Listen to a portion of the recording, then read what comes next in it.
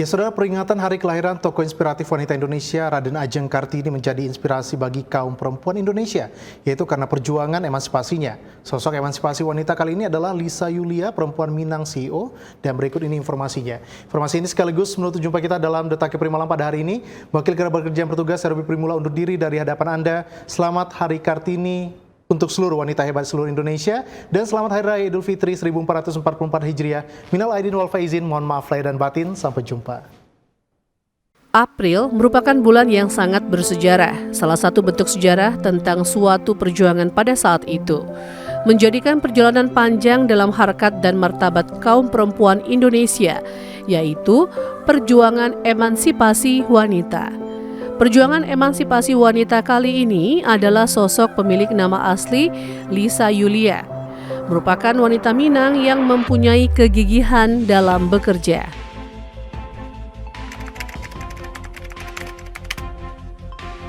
Alasan saya memilih dunia pelayaran karena Indonesia adalah negara kemaritiman dan Batam adalah salah satu shipyard terbesar yang ada di Indonesia.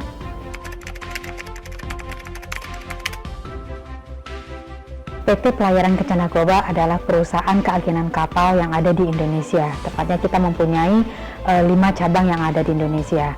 Dan PT Pelayaran Kencana Goba ini berdiri pas di masa pandemi masuk ke Indonesia, yaitu tanggal 5 Maret 2020. Dan alhamdulillah kurang lebih hari ini tahun 2023 PT Pelayaran Kencana Goba mempunyai 35 karyawan yang ada di kantor dan ada sekitar kurang lebih 100 orang untuk di atas kapal. Sosok perempuan yang sangat berpengaruh dalam kehidupan saya pastinya adalah ibu saya. Karena dari kecil beliau mengajarkan saya sebagai seorang perempuan yang tangguh, perempuan pekerja keras, mandiri, dan disiplin. Dan kalau dalam bisnis sendiri, saya mempunyai salah satu sosok yang sangat inspiratif, yaitu Ibu Menteri Keuangan kita, yaitu Ibu Sri Mulyani. Karena saya ingat salah satu quote dari beliau itu adalah, apa perbedaan orang luar negeri dengan orang Indonesia?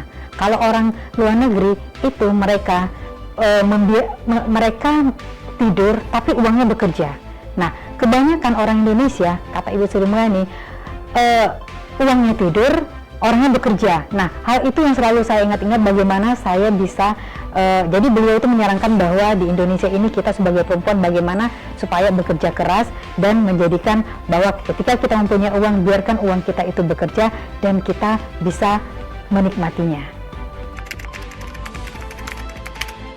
Hari Kartini bagi saya yaitu di mana kita bisa memperingati atau menghormati perjuangan dari Raden Ajeng Kartini, yang mana beliau telah mewujudkan kesetaraan atau kesempatan antara laki-laki dan perempuan di era modern ini. Dan juga momen ini bisa untuk kita semua kaum perempuan untuk bisa meneruskan perjuangan dari Raden Ajeng Kartini sendiri, yaitu dengan cara kita selalu tetap bersinar, kita selalu tetap bekerja keras, percaya diri, disiplin, dan juga bagaimana kita terus menggapai cita-cita apa yang sudah kita impikan.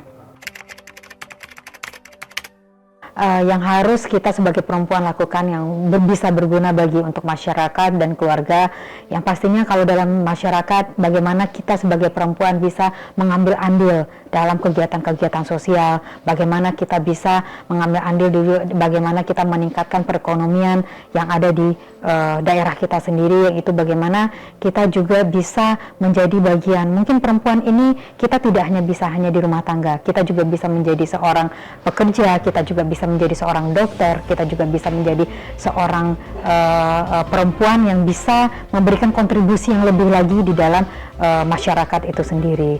Nah, kalau dalam keluarga pastinya kita tidak pernah sebagai perempuan harus melupakan kodrat kita sebagai wanita, yaitu bagaimana kita bisa tetap walaupun kita bekerja, kita bisa mengurusi suami, dan juga ketika kita bagaimana mengurusi anak-anak kita juga. Jadi walaupun kita sebagai wanita karir ataupun sebagai aktivis gitu, tapi kodrat kita sebagai perempuan adalah ketika berkeluarga kita tidak melupakan peran kita sebagai istri, yaitu melayani suami dan juga hal-hal lainnya gitu.